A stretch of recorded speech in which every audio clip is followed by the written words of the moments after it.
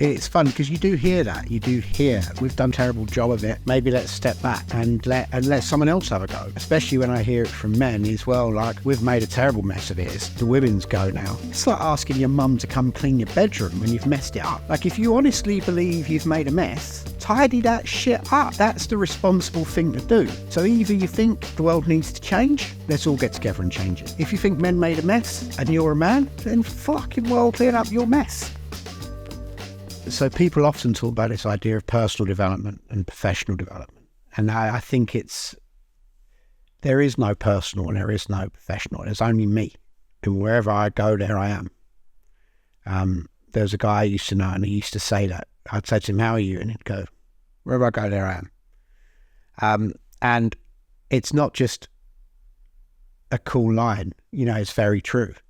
There is no out there. We always have this idea of like what I do here and what I do out there, what I do in my personal life and what I do out there in my professional life. There is no out there. There's only me. There's only how I see the world. There's how I behave. There's how I respond to situations and how I react to situations. And those responses or reactions create reactions. And that's what my world ends up looking like. So, you know, unless I have a massive team around me, I'm not going to be a particularly different person in the workplace than I am at home. I may keep up that facade for a while. There may be a different persona that I present in the workplace, but I'm the same person. And so really under stress, particularly under times of stress, I'll revert to type. I'll revert to the strategies which I know that work for me. So I think it's a sort of misnomer, really, the idea of personal development or professional development. It's just development. I mean, I don't even really like the word development particularly. There's just the change that I want to see in any particular area. I think the world of men's personal development needs to be simplified massively because there's two reasons that I think it's complicated. You know, it's either complicated because the practitioners of it don't know it well enough to be able to explain it simply, or it's from some need to overcomplicate it so we can justify the sort of fees that can be involved. And it needs to be simplified because it's too important to be sacrificed to either of those reasons, whether it be in that there's some egoic way that because I understand it, I'm then therefore going to make it seem much more convoluted and much more complicated because it makes me look more intelligent, or if it's simply because I don't really know it that well, so I'm going to hide it behind bluff and blunder. The result of good men's personal development that it can have on a man, on his family, on his communities and on the world at large is too important to be hidden behind something for those reasons. You know, whether that be a financial gain reason or an egoic reason or just not wanting to admit a simple reason.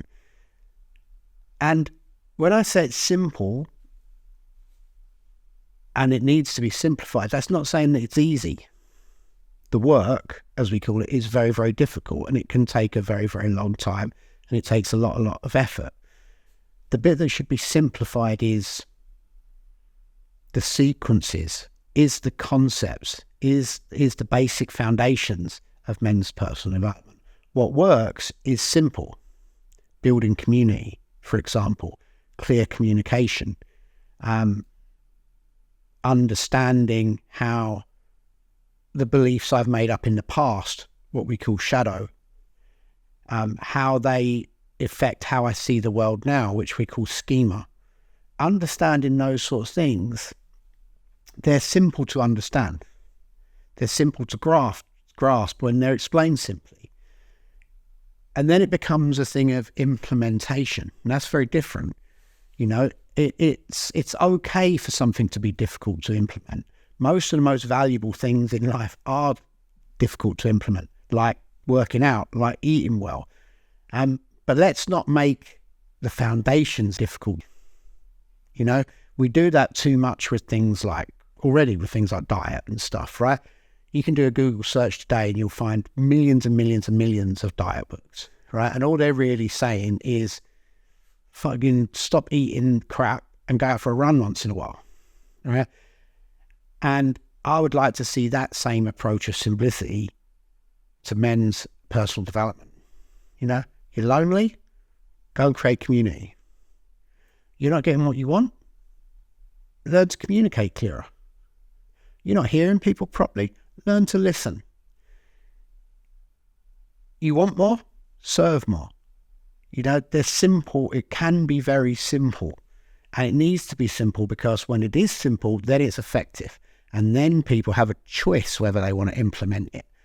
But at the moment, you could just, if you were a man just interested in men's personal development and you'd done a Google search, you would find tons and tons and tons of different places to go, different theories, different approaches, different styles, and they're all really, really valuable. I'm not saying that any of these things are better or worse than anything else, but if you're a man approaching it for the first time, it can be a little daunting, and you can waste a lot of time and a lot of money trying things out until you find what works for you. Whereas I think you can cluster all that stuff down to a very few disciplines, a very few ideas, and a very few key pieces of information that you need to understand, and a sequence in which they work. And I think that's the bit that needs to be presented simply, not to be presented as some sort of program or something, but be presented as a sort of roadmap where you can kind of go, yeah, I understand that. Oh, I want to learn a bit about that. Oh, I see why that's important. At the moment, you have to go off and read all the books by everyone, which is basically what I've done over the last 20 years, to try and then piece that together and take out, that's the key bit of action I need to take around that. That's the key bit of knowledge I need from that. And this is the key bit of how I implement that. And that's the bit that we really, really need to simplify, purely because it excludes so many men. Because it's like looking at the biggest menu in the world and going, what do I eat? And as we know, the better the restaurant, the simpler the menu. And I think that's the same with men's personal development. Actually, if you're looking at someone's site and it's really complicated and it looks like you need a science degree or a philosophy degree to understand it, or you need to have read every myth that's ever been out there, I question the quality of that information, because good teachers make it simple. And so we need to keep simplifying, creating the simple messages, putting the simple messages out there, putting the simple actions that men have to take out there, because it's too valuable. Because if another man has to live a life of misery, it's too high a price that's been paid for my ego that wants people to think that I'm intelligent and brilliant. I just want people to think that guy has some information that helps. And anyone who has some information that helps, let's just share it in the simplest way, because then we reach the most people and then we have a better world. So it really needs to be simplified. The days of overcomplicated menus are done, because there's too many people that need feeding for us to worry about a complicated menu. Yeah, so coming on from how I would like to see men's personal development simplified, is at the moment, when you look at it, there's lots and lots of things that I would say are foundational elements of men's personal development. Having a kind of brief overview of Jungian psychology. I think that's really, really important. Understanding people like Tillman, that's really important. Knowing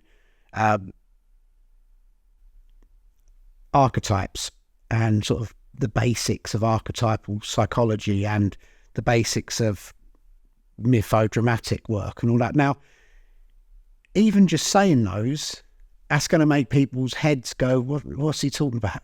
And that's the problem.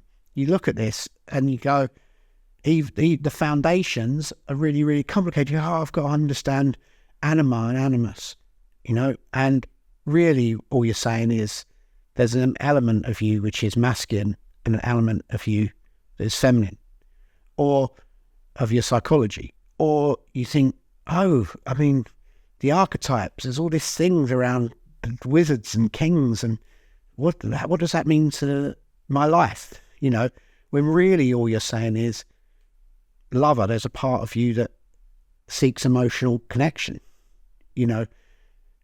Warrior, there's a part of you that can take action in the world and sets and defends boundaries. Magician, there's a part of you that thinks, that can plan, that can revisit the past, imagine the future. King, there's a part of you that can bless and be blessed. There's a part of you that understands sacrifice and service and holds vision and decision.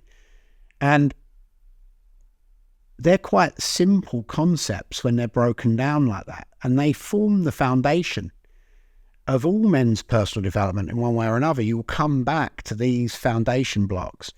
And at the moment, you have to find your way through to find these kernels that are it's all interesting, but there's kernels in each of it which are really applicable, which you can apply. And so I think we have to really work through those things and simplify those so that a man's journey through personal development is a simpler journey to find his way through, because, I've done it for 20 years and it took me a long time to find the simple things that work and to understand those things really. But it wouldn't take me 20 years to teach them to someone. And what I'm seeing is what I see is in a lot of areas where we like to put accreditations on things as human beings, and I think we like to get caught up in our own brilliance. And there's nothing wrong with that, but it is if it means that you're holding something which you could share easily, especially as when it's so important that what you're holding are the things that could make someone's life better, could make another man's life better. If you're holding that and making it overcomplicated when you could simplify it massively, then you're doing a massive disservice, I think. And at the moment, it's a difficult area to find your way into, and that's no one's fault, but it can be very off-putting for men because it seems like you need a degree just to be able to understand the concepts.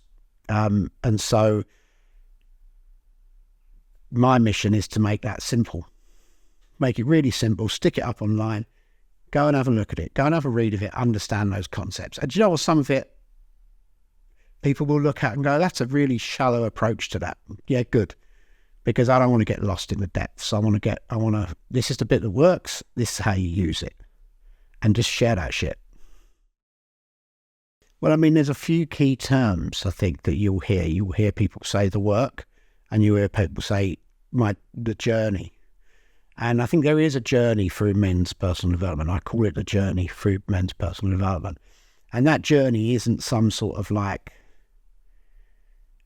tick box program, but there are stages to it that I've seen too many people go through the journey.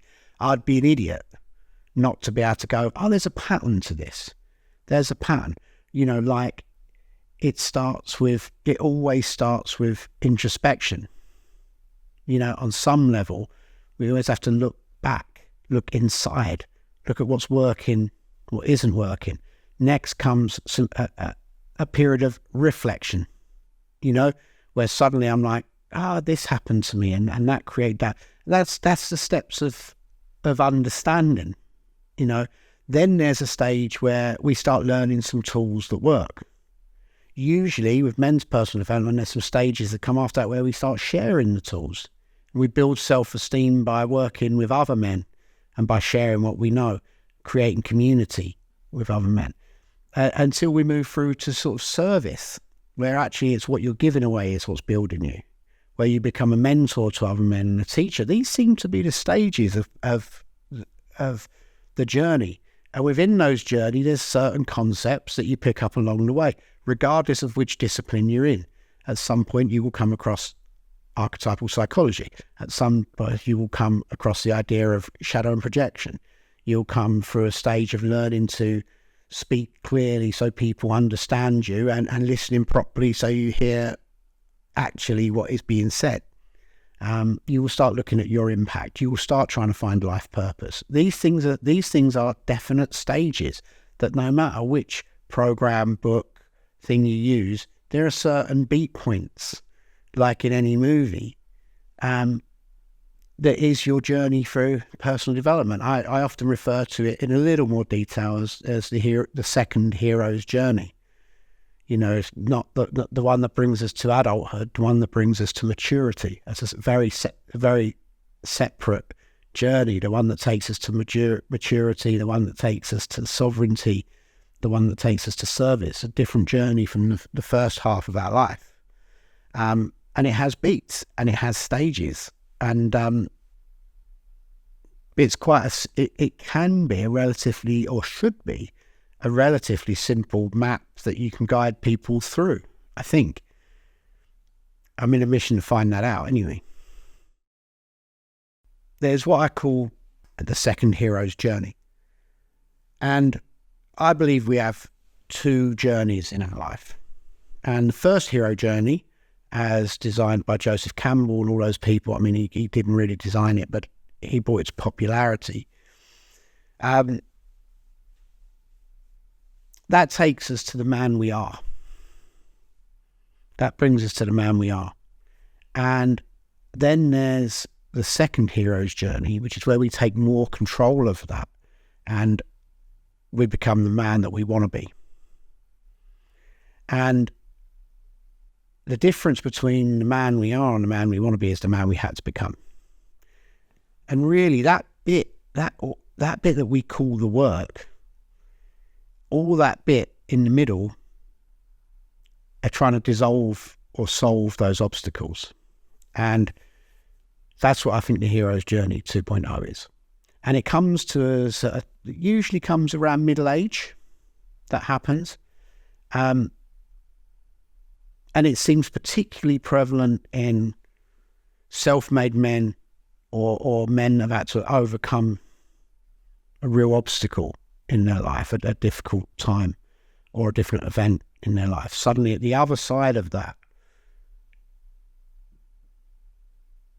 those big events, they cause us to ask questions, and we look back and we go, wow, that first half of my life, all of those things have led to where I am now. And then we start to look forward and go, do I continue that journey? Do I continue? Is that working? Is that strategy working? And most of the times we find out that strategy doesn't work.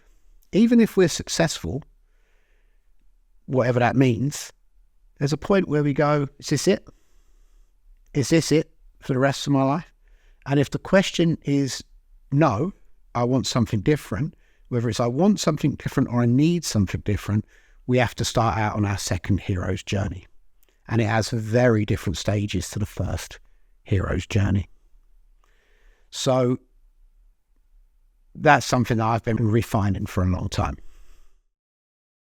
In personal development, you'll hear the work used a lot. And it's a kind of catch-all phrase for the work I do on myself. And we call that the work because it is difficult. You know, it takes real work.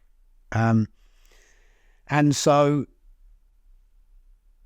yeah, the work is a catch-all for all the different types of men's personal development that there are and the process that you go through for that. And so when we are on that journey, we call it, I'm doing the work.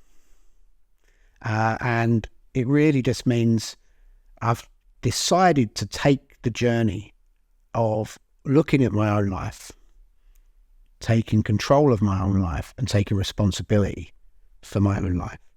And hopefully, if it's a good journey, to then be able to bring the gold that you have out further into the world so that you're a benefit to others. And that's what we call the work. The only thing between the man you are and the man you could be is the man you had to become. And at some point, I think inherently we realize that. We realize that all of the things that happened in our past, and more importantly, or as important, our reaction to those things are what's shaped us to being where we are today.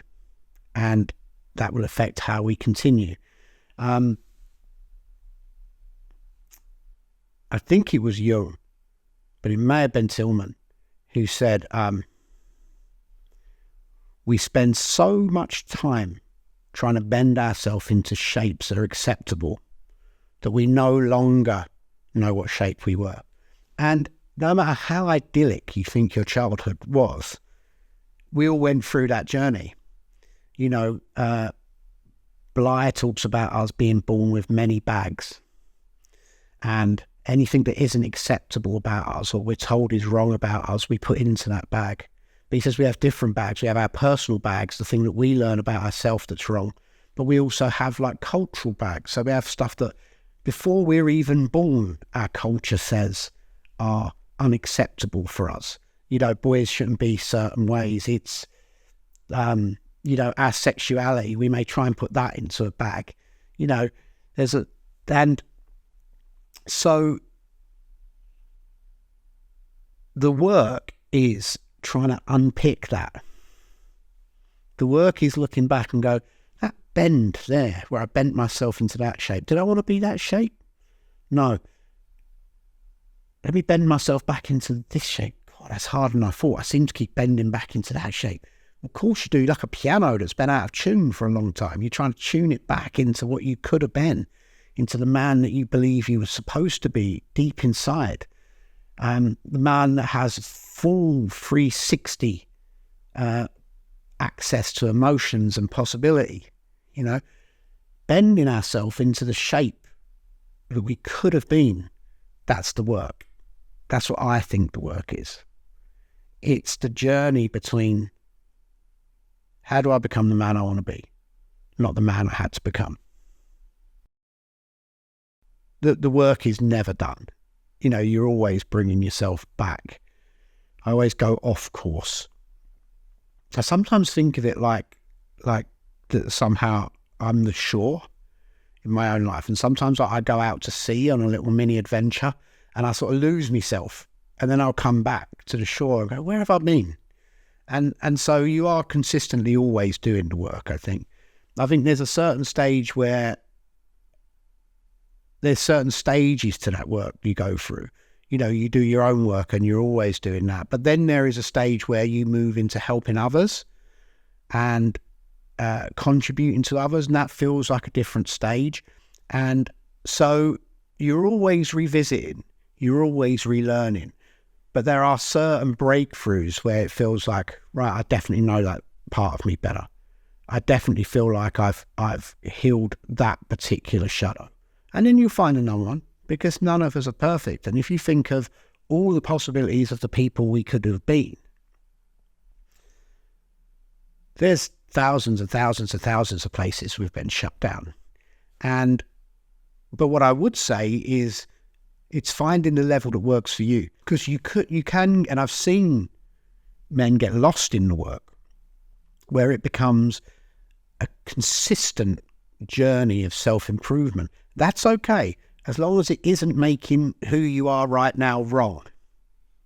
You can get stuck in this idea of, when I've one day done my work, I'm going to be the best version of me. And you know what? Like, you're already a bloody fantastic version of you, because if you're here now, you're a survivor. We all know people who didn't make it, right? If you're here now, even if you think you're a wreck, right? You're a wreck because of what you went through and the strategies you had to invent on the spot because you wasn't equipped to survive. So if you're here, you're a survivor, one way or another. So you're the hero. You're good enough here right now as you are. So don't get involved. That's why I don't really like the phrase personal development, because it's more like personal exploration. It's more like personal celebration in a way. Like, how good could I be? Because you're already good enough. And so I would say you've got to be mindful of the shadow of, when I've done my work, it will be perfect. Or putting men up on pedestals who you think have done their work. They've just done some work. We all still have shadows lurking inside, which we would rather people didn't shine lights on. See, I think group work is particularly important to men's personal development. I find it hard to think of an example of men's personal development that works well without a group element. Because, and I think it's one of the reasons that people would argue that therapy seems to work better for women than it does men. And I think it's because men are a pack animal. We're a pack animal. And also status and hierarchy, however you want to pretend it isn't, is really important to men. Status is really important. And so is hierarchy is really important to men. So a one-to-one setting is very difficult. It's very problematic for a lot of men, because it means that I'm somehow coming to you for the answers. And what happens with that is we either can become resentful for that, or we start looking for weakness in the other person, because there has to be, we don't want to be lower than anyone. We all want to be equal, quite rightly. Whereas in a group scenario, what happens is one man is vulnerable. Well, now I have permission to be a little bit more vulnerable, because that man, this makes sense. It's not like I'm sitting there saying, right, now be vulnerable for me. And now suddenly I've got to be vulnerable. There's a group and I'm seeing that man be vulnerable. Okay, I can be a bit more vulnerable. I'm seeing that man raise his status. I'm seeing that man raise to challenge in his life in a way he didn't done before. I want a bit of that. I do a bit of that. I get celebrated by that man. Oh, hang on. Right, I'm not in this on my own. And I think that reflects how we would have worked in healthier times. It had been a group of us, and one of us would have been better at that, and one would have been better at that, and one would have been better at that. One would have brought this gift, one would have brought that gift, one would have had this bit of information. We'd have experimented with that together. I think that's why group aspects of men's personal development work so well. I think that's why people thrive when they get into groups, men particularly, because as much as there's a narrative that we're all in competition with each other, we kind of are, but that's how we work ourselves out. There's a sort of small group mentality in men where we will all compete within that group, but as soon as there's an external element to that, we group together. And when that external element is the difficulties of life, or wanting to be a better man in the world, wanting to show up better, we come together beautifully. And people, I often hear, because of the world I'm in, people say, God, men find it really hard to share, don't they? And I'm like, no, they really don't. If you get the setting right, men really open up when they're together in a group. And it's an amazingly beautiful thing to see. Just to see how fantastically a group of men can be together when we drop our armour and our weapons. It's an incredible, incredible, incredible thing to witness. And I think that element of learning to trust, learning to support, I was vulnerable and I wasn't punished. It's an element that can't be replaced. I almost believe that you can't have personal development without service. I think because then it just stays too introspective, right? It's like learning to play the guitar and no one's going to hear it. There's no performance element, right? And I fundamentally believe, contrary to popular opinion, that men are creatures of service. I see that every day. Men seem happiest when they're doing something for someone else. The problem, solve it. Can I help you solve it? Men are really, really happy. Look when there's a broken down car, how many men you'll suddenly see around it, men crossing the road. You want to have 10 men pushing it up a hill. Happy as Larry, right? Because we like to serve. And so with men's, and why it works so well with men's personal development and why you have to have a service element is that's how I raise my self-esteem. We are creatures of hierarchy and status. So it's okay me knowing something.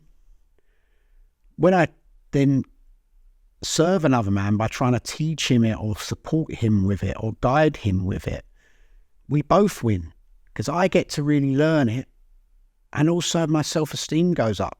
And not only my self-esteem, my feeling of contribution goes up, and we create a connection of brotherhood.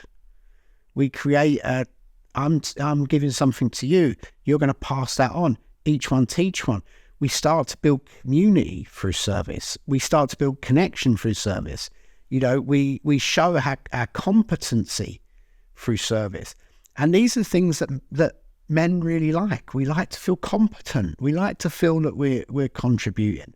We like to build connection. We like to feel we're helping someone else solve a problem.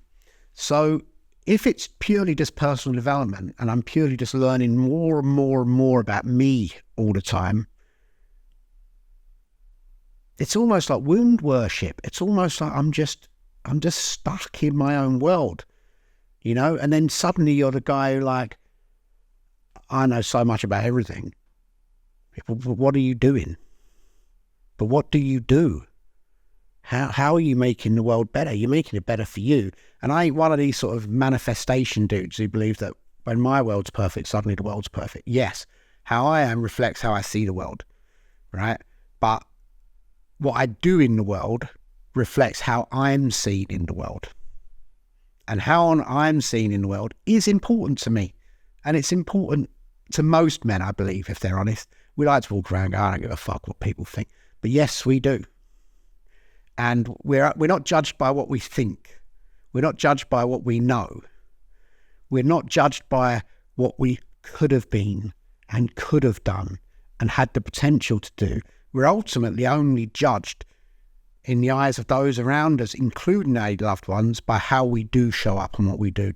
Yes, I could have gone to every one of my son's football games. Did I? That's how he's going to remember me. So as soon as I get to service, as soon as I get to I'm giving out in the world what I know and the good that I have inside me and the gold I have inside me, that's when I get to see it reflected back. That's when I actually start to become the man I could be. I talk about a few things, right? I talk about the work, I talk about the journey, I talk about the hero's journey 2.0, and they're all like a simple menu. If you'd like, I always talk about the importance of having a simple menu too. They're like a simple menu. So let's look at a really simple menu, like something like KFC or something, right? The 4 C's is the secret sauce, right? So if you look at any of those, I believe you will find in them the 4 C's. And I think that's the same as any effective personal development program aimed at men. You will find these 4 C's of connection, challenge, contribution, celebration. And the reason that you will find them is because I believe everything men want, everything they want, you can bring down to those 4 things. You can bring down to, they want connection in their lives. They want a sense of challenge. They want to feel like they're contributing to something bigger than themselves, and they want to be celebrated, right? They also want to connect with others, challenge others, contribute to others, and celebrate others. So the 4 C's becomes a kind of the most basic template for making your life better. So connection first to self, then to family, then to community, then to planet. Challenge first to yourself, then to your family, get your family in order. Community, challenge your communities to be the best they can be. The world, let's everyone up our game.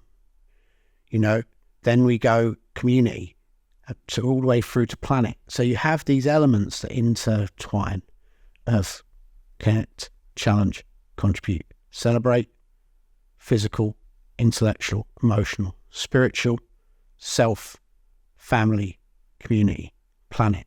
There's circles within circles, and you can move through them in a particular sequence. And I think anything that's aimed at men, if it doesn't have those elements in them, it won't work. And all the men's personal development programs and books and everything that I've seen that work, you can break it down to those elements. So I see them as kind of a blueprint, like a sort of the Johnsy secret sauce, really. It's those 4 ingredients used in a particular order that will really help men have better lives. It's a very interesting question. That's what do I bring that's different? Because I'm certainly not going to present myself as some sort of inventor of all of this stuff, right? There's minds much greater than mine that have been around for decades and decades and decades formulating all this stuff. What I think I bring that's different is I bring a willingness to make it really simple and an ability to break down complex ideas into simple ideas. But more than that, I bring me. I bring how I am to it. And what I mean by that is when I first turned up and got involved in men's personal development, I didn't see anyone like me. They're just, especially not in areas of sort of authority or leadership within those communities, there weren't working class men involved in that. And the few other working class men I saw around, they didn't seem to be around for very long.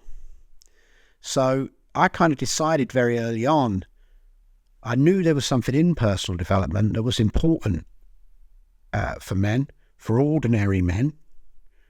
And I also saw that the world of personal development weren't really built for them. It wasn't built for me. I had to really get involved and educate myself and learn over again and work out the simple bits and work out that community was an aspect. And that's no one's fault. I don't think it was like some sort of elitist plan to keep working class people out, but like it came from academics, and like attract like, and working class men, I believe, want more of a sense of community than middle class, upper class men. And so I think I bring an openness to men's personal development that is quite different. I don't want you to think I'm better than you. I don't want you to think that I'm more intelligent than you. I don't want you to look at me and think, oh, isn't he smart? I want you to look at me and think, I can do that. I want you to look around and go, that dude is just like me. And he seems to be doing this shit really well. Therefore, I must be able to do it really well. Because the truth is, if I can, you can. That's it. It is really as simple as that. And I think if I bring anything, I bring that everyman touch to it. Because I didn't change me to become where I am now in terms of bending myself into another shape. that I had to be. I tried to just bring out who I was, and I just want other people to do the same and look and go, I can be that guy. I can do that. I don't have to. God, he's not got a shirt and tie on. I hate wearing shirts and ties. You know what I mean? Like he wears cool trainers. I like wearing cool trainers. Good, right? Because working class guys, we do. We like to dress up. We don't want to be there with, an old fucking leather merkin on or something. Do you know what I mean? Dressed like some monk from the 19th century. Like, it just ain't for us. And when I looked at that world, I saw that there was something in it, but it weren't being presented by anyone like me. And that's not making any of the other guys wrong, but it meant that there wasn't someone I could latch onto and go, well, if he's there, I'm there. And that's what I want to bring. I want men, if they're looking and they're working class men, ordinary men, and they're looking out going, I need to do something with my life. I don't want them just to see a wall of people that are not like them, whether it be the academic or the bronzed guy with the long hair, or the guy with the staff, or the guy in a suit and tie, or Tony Robbins up on stage with 10 million people watching him. I want them to find someone and go, that guy looks a lot like me. Sounds a lot like me. Seems to have had the same experiences that I had. Because that gives it way in. There's room for all of us. So I think that's what I bring. It's just an element of me to it, with authenticity and unapologetic. If you don't fucking like me, don't look at what I do. Yeah, I'm not really interested in creating another program. I'd rather do it. What I'm working on is a way of bringing everything that I've learned together into a place where I can just give it away, right? Because we have to reach as many men as we can as quickly as possible, because there's too many men out there in pain. And if I have access to those tools and I'm not sharing them, I'm failing them. So my passion at the moment is to put together a completely new way of doing men's personal development based on the things that we know from the work, from ideas as random as like AA fellowships as to the Scouts movement. So you build a simple process which a man can take himself through, or another man a more experienced man can then take him through, just like they do in AA. And then around those, you build groups where men can then go in, help other men go through them, and also be of service to their communities. So you're building a place where not only men learn about themselves, but also have a place to serve, and that it's done free. It's done purely by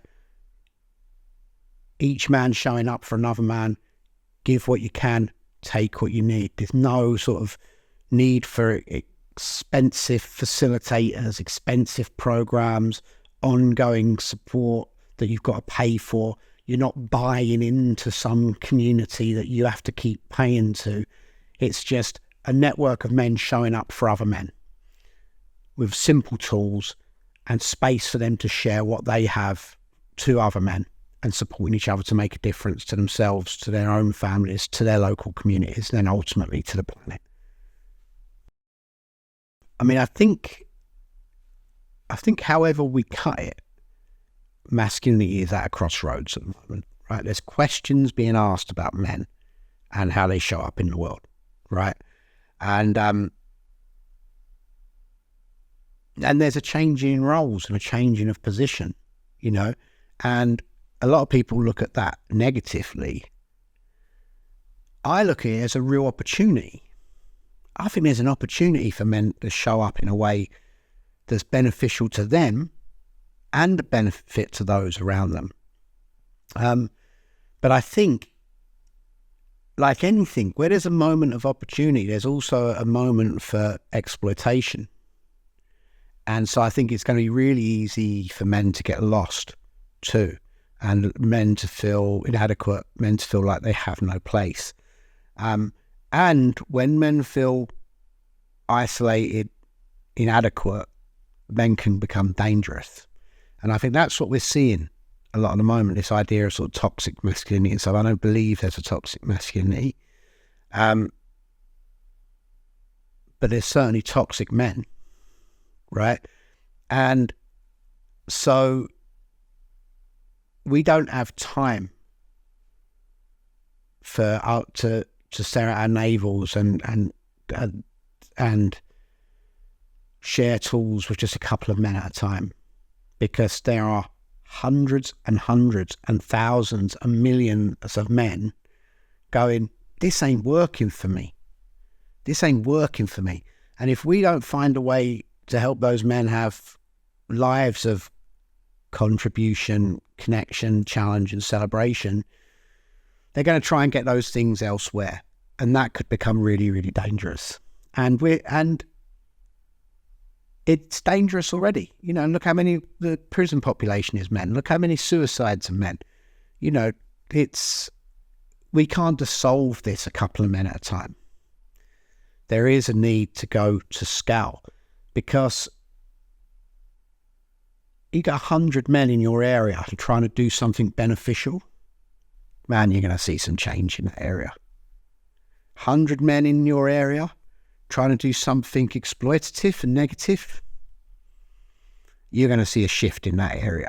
So let's get men together in a form of collective brotherhood, where they are fantastic allies, friends, brothers, fathers, lovers. Let's just bring the gift that men can be to the world. And I don't think let's not beat around the bush doing that. Let's just make that a priority, because at least 50% of the world will be better. It's fun because you do hear that. You do hear like, well, maybe it's time for men just to step back. You hear that from women and you hear it from men, right? Well, mate, we've done such a terrible job of it. Maybe let's step back and let someone else have a go. Well, there's two problems with that for me. One is, why have a world where anyone steps back, right? Why not have a world where we're all leaning in to try and make the world a better place, right? So let's not have anyone, right? Just why have anyone leaning back? Let's all step forward and put our shoulder to it, and let's make the world a better place. One. The second problem with that argument, especially when I hear it from men, is, well, like, we've made a terrible mess of it. It's the women's go now.